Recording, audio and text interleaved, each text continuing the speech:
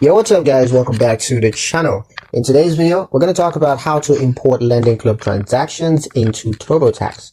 Filing taxes becomes much easier when you can directly import your Lendingclub transactions into Turbotax instead of entering them manually. This feature is especially useful if you've earned interest, refinanced loans, or used Lendingclub for investing in the past.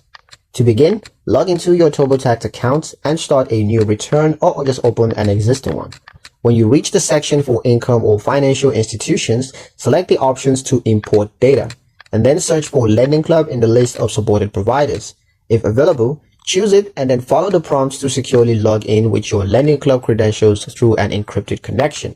Turbotax will then pull eligible data such as 1099 forms, interest earned, or other tax-related statements directly into your return.